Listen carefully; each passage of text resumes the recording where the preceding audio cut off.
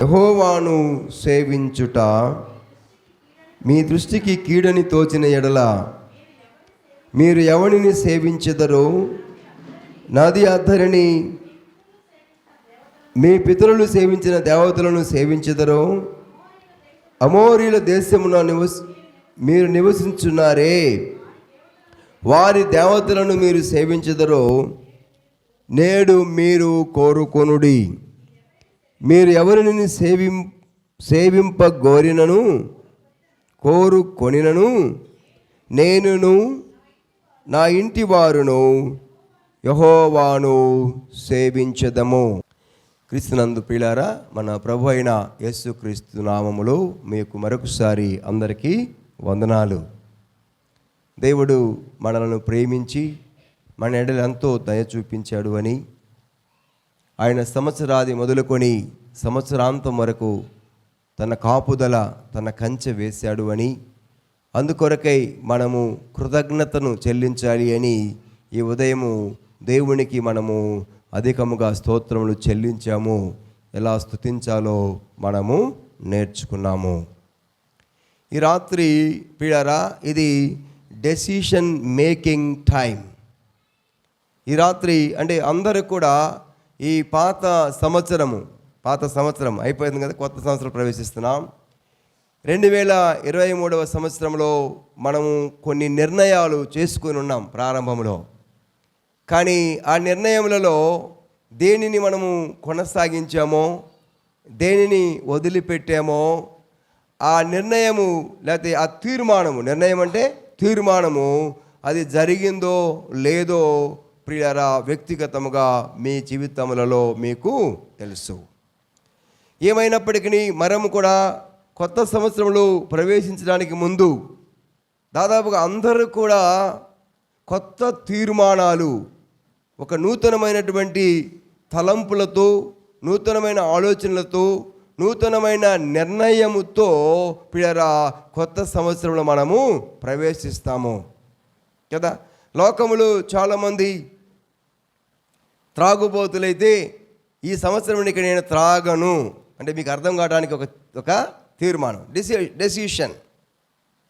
లేకపోతే ఇంతకాలము దేవుని మందిరానికి వచ్చాను, దేవుని పిల్లలు, అయ్యో 2023 సంవత్సరం కూడా అయిపోయింది, ఈ సంవత్సరము బాప్టిజం తీసుకొని రక్షణ పొందుకోవాలనుకున్నాను కానీ పొందలేదు. 2024వ సంవత్సరంలో తప్పక నేను మారు మనసు పొంది పాప క్షమాపణ కొరకై బాప్టిజం పొందాలి అన్న తీర్మానమును మరి కొంతమంది కలిగి ఉండవచ్చు. ఇంకా కొంతమంది 2023 సంవత్సరం చాలా సాధించలేకపోయాము, 2024 సంవత్సరములు నా గోలు, నా ఎయిమును నేను తప్పక నెరవేర్చుకోవాలి, అందుకొరకు దేవుడు నాకు సహాయము చేయాలని ఒక తీర్మానాన్ని మనము కలిగి ఉండవచ్చు. ఈ రాత్రికాల సమయంలో నేను కొన్ని నిర్ణయాలు, కొన్ని తీర్మానాలు ప్రియుల బైబిల్లో కొంతమంది దైవజనులు తీసుకున్నటువంటి తీర్మానాలను మీ ముందుంచాలని, దానిని బట్టి మీకు ఒక మంచి తీర్మానము లేదా ఒక మంచి నిర్ణయము ఈ సమయంలో మీరు తీసుకొని కొత్త సంవత్సరంలో ప్రవేశించాలని ప్రభువు పేరట మీకు తెలియజేస్తున్నాను. అది మీ నిర్ణయం ఏదైనా పర్వాలేదు, కానీ మొదటిగా దేవునితో ఉండాలన్న నిర్ణయము మీరు కలిగి ఉంటే అది మీరు తప్పకుండా మీరు అనుకున్నది, మీరు తీసుకున్నటువంటి నిర్ణయము లేకపోతే ఆ తీర్మానమును దేవుడు నెరవేరుస్తాడని ప్రభువు పేరట మీకు తెలియజేస్తున్నాను. మనం చదువుకున్నటువంటి యెహోషువ గ్రంథము 24వ అధ్యాయంలో ప్రియులారా, యెహోషువ భక్తుడు ఒక తీర్మానం చేసుకున్నాడు. ఆ తీర్మానం ఏమిటంటే తన ఇల్లు అంతటితో కూడా కలిసినటువంటి తీర్మానము, కుటుంబ తీర్మానము అన్నాడు. అందరు చెప్పండి, ఏ తీర్మానం అంట? కుటుంబముతో కూడా కలిసినటువంటి తీర్మానము. కొన్ని తీర్మానాలు వ్యక్తిగతంగా ఉంటాయి, కొన్ని తీర్మానాలు కుటుంబపరంగా ఉంటాయి, కొన్ని తీర్మానాలు సంఘపరంగా ఉంటాయి. పిల్లరా, మరి పొలిటికల్గా కూడా చూసినప్పుడు అసెంబ్లీలో కొన్ని తీర్మానాలు చేస్తారు. ఈ సంవత్సరము మనం ఇది చేయాలి, అదే పంచవర్ష ప్రణాళికలు లాంటివి కొన్ని తీర్మానాలు చేసుకొని దానిని అమలు చేయటానికి ప్రతి ఒక్కరు కూడా ప్రయత్నం చేస్తూ ముందుకు సాగుతారు. అలాగే యెహోషువ కూడా ఒక తీర్మానం చేస్తున్నాడు. ఐగుప్తు దేశము నుండి ఇశ్రాయేలు దేశంలో ప్రవేశించిన తరువాత అందరికీ ఎవరి భాగాన్ని దేశాన్ని వాళ్ళకు పంచిపెట్టిన తర్వాత ఒకరోజు అందరితో సమావేశమయ్యి ఒక మాట చెప్తున్నాడు. అదేమిటంటే, ఇదిగో నేనేమంటానంటే, నేనును నా ఇంటి వారును యెహోవాను సేవించదము అని చెప్తున్నాడు. దేవునికి స్తోత్రం చెప్పండి. హల్లెలూయా. చూసారా ఏం తీర్మానం అంట? he did a great decision. ప్రజలందరితో మాట్లాడుతున్నారు. ఓ ఇశ్రాయేలు ప్రజలారా, ఓ యూదా జనాంగమా, బాగా వినండి. మీరెవరిని సేవిస్తారో, నది అవతల మీరు అనుసరించినటువంటి విగ్రహాలను సేవిస్తారో, అన్య దేవతలను సేవిస్తారో, లేదా ఈ దేశంలో ప్రవేశించారు కదా, ఈ కనాను దేవతలను మీరు సేవిస్తారో మీరే నిర్ణయించుకోండి. మీ గురించి నేను చెప్పట్లేదు. నేనైతే I have decided to follow Jesus Christ. No turning back. No turning back. ఒక పాట ఉంది. ఒక గొప్ప తీర్మానము యెహోషువ జీవితంలో మనం చూస్తున్నాము. మీరందరూ ఒకటైనా పర్వాలేదు, మీకు నమ్మకం ఉన్నా లేకపోయినా పర్వాలేదు, ఈరోజు మనము ఈ దేశంలో ప్రవేశించాము, ఈ కానాను దేశంలో ప్రవేశించాము. ఇది పాలు తేనెలు ప్రవహించే దేశాన్ని దేవుడు మనకిచ్చాడు. ఇది దేవుని కృప. కాబట్టి ఒకటి మాత్రం చెప్పగలుగుతున్నాను, నేనును నా ఇంటి వారును యెహోవాను సేవిస్తాము. మీ ఇష్టము, మీరు కూడా నిర్ణయము చేసుకోండి అని చెప్పారు. ఆ రోజు ప్రజలందరూ కూడా ఒకే తీర్మానం చేశారు. అయ్యా దేవుని సేవకుడా, ఇదిగో మీరు ఎలాంటి తీర్మానం చేశారో మేము కూడా అలాంటి తీర్మానమే. 18 వచనం చూసినట్లయితే, అప్పుడు యెహోవా ఆ దేశంలో నివసించిన అమోరీల మొదలైన ప్రజలందరూ మన ఎదుట నిలవకుండా వారిని తోలివేసినాడు.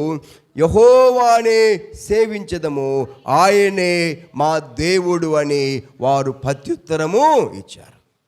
దేవుడు అందరిని తోలివేసి ఇంత శ్రేష్టమైన దేశమును, ఇంత శ్రేష్టమైన సంవత్సరాన్ని ప్రభు మనకిస్తే మేము ఎవరిని సేవిస్తామయ్యా? దేవుని సేవకుడా, దైవజనుడా, మేము కూడా యెహోవానే సేవిస్తాం. ఒక తీర్మానం. హల్లెలూయా. అర్థమైందా మీకు? హల్లెలూయా. ఈ రాత్రి వేళ మీ తీర్మానాలు ఏమిటి? ఒకసారి మీరు ఆలోచించాలని ప్రభువు పేరట మీకు తెలియజేస్తున్నాను. నువ్వు చేసే తీర్మానము పిల్లరా సరిగా ఉండాలి. నువ్వు చేసే తీర్మానము, ఒక నిర్ణయమును నువ్వు దాని మీద నిలబడాలి. చాలాసార్లు మన జీవితంలో అనేక తీర్మానాలు చేస్తాము. దేవుని గురించినటువంటి తీర్మానము అనుకుంటాము. నూతన సంవత్సరం నుంచి నేను, నా ఇంటి వారు, కుటుంబం అంతా కూడా ప్రతి ఆదివారము దేవుని మందిరంలో ఉండాలని పిల్లల ప్రార్థన చేసి తీర్మానించుకుంటారు. కానీ సంవత్సరాంతం వచ్చేసరికి అసలు కొంతమంది ప్రార్థనకు రావటం కూడా తక్కువవుతుంది. తీర్మానంలో ఏమవుతున్నారు? విఫలం. తీర్మానంలో ఒక స్థిరత్వము లేదు, తీర్మానంలో ఒక స్టెబిలిటీ లేదనమాట. చాలాసార్లు మనం ఏం చేస్తుంటాం, మనుషులు తీర్మానాలు మారుస్తూ ఉంటారు కదా. ఇవాళ ఒక తీర్మానము, రేపు ఒక తీర్మానము కదా, ఇలా తీర్మానం చేస్తున్నారు పిల్లారా.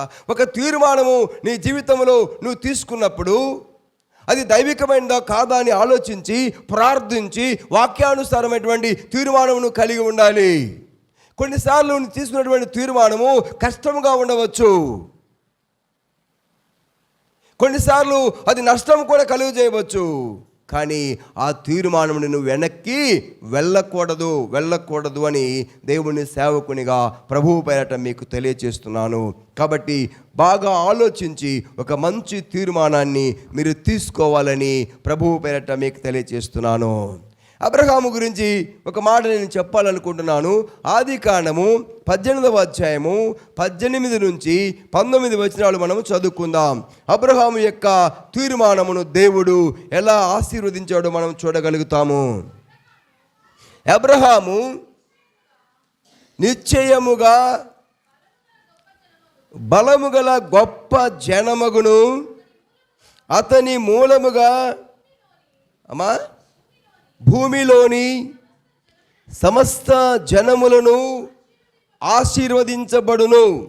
ఎట్లనగా యెహోవా అబ్రహామును గురించి చెప్పినది అతనికి కలుగజేయనట్లు తన తరువాత తన పిల్లలను తన ఇంటివారును నీతి న్యాయములను జరిగించుచు యెహోవా మార్గమును గైకొనుటకు అతడు వారి ఆజ్ఞాపించునని నేను ఎరిగి ఉన్నాను అని దేవుడు ఒక తీర్మానాన్ని చేస్తున్నాడు అబ్రహాము యొక్క జీవితంలో. ఇంకా బాగా ఆలోచించాలి పిల్లరా, అబ్రహాం తీర్మానం కాదు, ఇది దేవుని యొక్క తీర్మానము. ఎందుకంటే దేవుడు అబ్రహామును పిలిచినప్పుడు అబ్రహాము మరి ఏమీ చెప్పక దేవుని వాక్యానికి సంపూర్ణంగా విధేయత చూపించాడు. అబ్రహామా, నువ్వు లేచి నేను చూపించు దేశానికి వెళ్ళు అన్నప్పుడు అబ్రహాము తన ఇంటిని, తన బంధువులను, తన స్నేహితులను సమస్తమును విడిచిపెట్టి దేవుడు చూపించుచూ ఉన్నటువంటి దేశానికి బయలుదేరాడు, వెళ్ళిపోతా ఉన్నాడు. బైబిల్లో మనం చూస్తాము అబ్రహాము ఎక్కడికి వెళ్తున్నాడో అబ్రహాముకు కూడా పూర్తిగా తెలియదు. It doesn't know. కానీ ఒకటే నమ్మకము, దేవుని మీద విశ్వాసం ఉంచాడు. నాతో చెప్పినవాడు, నన్ను పిలిచినవాడు సజీవము గల దేవుడు, సర్వ సృష్టికర్త అయిన దేవుడు కనుక ఆయన ఏమి చెప్పినా సరిగానే ఉంటుంది. ఆయన మాట సత్యము, ఆయన వాక్యము సత్యము కనుక నేను ప్రభువు చెప్పినట్టుగా వెళ్తానని అబ్రహాము నడుచుకుంటూ వెళ్తున్నాడు. కల్దీయులు అనేటువంటి ఊరు అనే పట్టణం నుండి ఎక్కడికి వెళ్తున్నాడో తనకు తెలియకుండానే వెళ్తున్నాడు. చూసారా దేవుడు ఎంత గొప్ప దేవుడో. అబ్రహామును దేవుడు బహుగా ఆశీర్వదించాడు. ఇక్కడ అలా నమ్మాడు గనుక, అబ్రహాము దేవుని నమ్మాను గనుక అది అతనికి నీతిగా ఎంచబడను. అబ్రహాము జీవితంలో ఎన్నో కష్టాలు వచ్చాయి, ఎన్నో కరువులు వచ్చాయి, కానీ ఇప్పుడు కూడా దేవుని మీద సనిగినట్టుగా మనం చూడము, ఎన్ను తిరిగినట్టుగా మనము చూడము. ఎందుకు వచ్చినటువంటి గోళ? యేసు ప్రభుని ఎందుకు నమ్ముకున్నాము? చాలాసార్లు పిల్లల కొంతమందికి అనేక భయాలు, అనుమానాలు, ఆందోళన కలుగుతూ ఉంటాయి. కానీ అబ్రహాము భయపడలేదు. దేవుడు నమ్మదగిన దేవుడు అనుకొని ఆయన ఎన్ని ఎదురొచ్చినా ముందుకు వెళ్తూనే ఉన్నాడు, ముందుకు వెళ్తున్నవాడు. ఒకరోజు అబ్రహాము దగ్గరికి ప్రభు వచ్చాడు. 17వ వచనం చూసినట్లయితే మీరు 18వ వచనంలో అంటాడు, ఆయన ప్రభు వచ్చి అంటున్నాడు, అబ్రహాము నిశ్చయముగా బలము గల గొప్ప జనము అగును. అబ్రహాం ఏమవుతాడంట? గొప్ప బలము గల జనమగును, అతని మూలముగా భూమిలోని సమస్త జనములు ఆశీర్వదించబడును అని గొప్ప ఆశీర్వాదాన్ని దేవుడు అబ్రహాముకు ఇచ్చాడు. చూసారా, అబ్రహాము గొప్ప బలం గల జనమగును కదా. ప్రపంచంలో బలమైన దేశం ఏదైనా ఉందో మీకు తెలుసా? ఇశ్రాయేలు దేశం. చాలా చిన్న దేశము, కానీ చాలా బలము గల దేశం. హల్లెలూయా చెప్పకండి, హల్లెలూయా. అబ్రహాము దేశం అది. ఆ తర్వాత చూడండి, దేవుడు ఇంకొక మాట అంటున్నాడు. అబ్రహాము గురించి ప్రభు అంటున్నాడు, ఇదిగో ఎందుకు అలా దీవించబడతాడంటే, అబ్రహాముని నేను ఎరుగుతానయ్యా, అబ్రహాము సంగతి నాకు తెలుసు, అతడు తన తీర్మానం మీద నిలబడేవాడు, మాట మీద నిలబడే మనిషి కదా, మాట మీద నిలబడే మనిషి, నికార్సైన మనిషి. అబ్రహాము నేను చెప్పిన మాటను వింటానని చెప్పాడు, వింటూ ఉన్నాడు, అతడు మాట తప్పడు. అంత మాత్రమే కాదు, దేవుడు ఎందుకు అబ్రహాముని బట్టి సంతోషించాడంటే అక్కడ అంటాడు, అబ్రహాము తన తరువాత కూడా తన పిల్లలను తన ఇంటి వారును నీతి న్యాయమును జరిగించుచు యెహోవా మార్గమును గైకొనున్నట్లుగా అతడు వారికి ఆజ్ఞాపించునని నేనెరుగుదును అంటున్నాడు. చెప్పండి గట్టిగా, హల్లెలూయా. చూసారా, అబ్రహామును దేవుడు ఎంత బాగా నమ్మాడో. అబ్రహాము దేవుడిని నమ్మటం అనేది పెద్ద విషయం కాదు. అబ్రహాము దేవుడిని నమ్మేసాడు, అయిపోయింది అది. కానీ ఇప్పుడు దేవుడు సాక్ష్యం ఇస్తున్నాడు అబ్రహాము గురించి, నేను ఎరుగుదును అబ్రహామును. అబ్రహాము తనే కాదు, తన తరువాత తన పిల్లలు, వారి సంతానం అంతా కూడా నీతి మార్గములో, ఇదిగో దేవుని మార్గములో, నా మార్గములో అతడు నడిపిస్తాడు. కాబట్టి నేను ఎరుగుదును కనుక నేను అబ్రహామును దీవిస్తాను, అబ్రహామును ఆశీర్వదిస్తాను. అబ్రహాము భూమి మీద బలమైనటువంటి జనమగును, అలాగే అతని ద్వారానే సమస్త జనములు ఆశీర్వదింపబడును. అబ్రహాము సంతానములో నుండి యేసుక్రీస్తు ప్రభువారు ఈ లోకానికి వచ్చారు. మన కొరకై ప్రాణము ఇచ్చారు, మన పాపములను క్షమించి వేశాడు. ఆయన చనిపోయి తిరిగి లేచాడు. ఈరోజు ప్రపంచమంతా ఏ దేశానికి వెళ్ళినా, ఏ ప్రాంతానికి వెళ్ళినా యేసే క్రీస్తై ఉన్నాడు. ప్రియ దేవుని సంగమా, దేవుని ప్రజలారా, ఈ రాత్రి నీ తీర్మానము. నేను కూడా సేవ ప్రభువు పిలిచినప్పుడు సేవకు వచ్చేటప్పుడు ఒక తీర్మానం చేసుకున్నాను. ప్రభువా, మీ కొరకై బ్రతుకుతాను. మధ్యలో చాలా ఆటంకాలు వచ్చాయి, అలాగే చాలా అవకాశాలు కూడా వచ్చాయి.